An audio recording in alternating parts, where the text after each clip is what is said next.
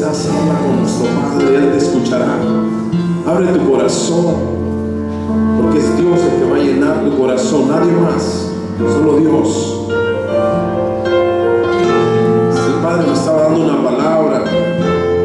No trates de entenderlo en tu carne, sino con el Espíritu que Él te ha dado.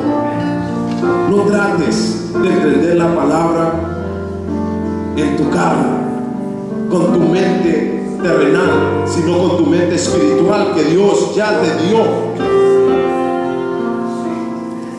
Y verás una bendición grande, vivirás ese cambio que quieres vivir.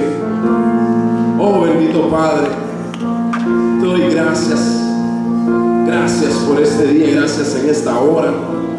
Hermanos, si hay alguien que nos está visitando en esta tarde y que todavía no conoce de Cristo, levante su mano.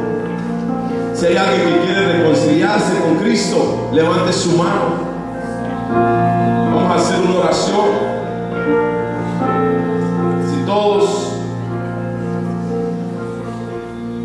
Si quieres reconciliarte con Cristo,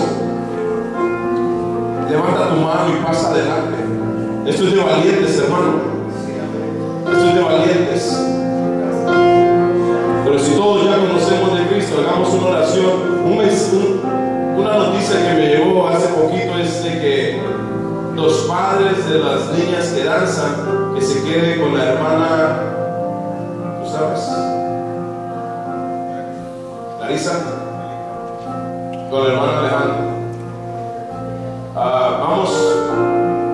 Vamos a orar para despedirnos. Y esposos, este es un día especial, pero como estos días hay todos los días, no esperen este día para decirle a sus esposas te amo, o darle una flor, o llevarla a pasear. No esperemos este día para hacer eso. Háganlo todos los días. Amén. Vamos a orar, hermanos, vamos a despedirnos. Ahí cerremos nuestros ojos y vamos a hacer una declaración. Padre Santo, yo creo que lo que tú estás derramando, esa palabra preciosa que tú estás derramando, Señor, va a crear un efecto poderoso en nuestras vidas. Yo lo creo, Padre Santo. Oh bendito Dios, queremos ser diferentes.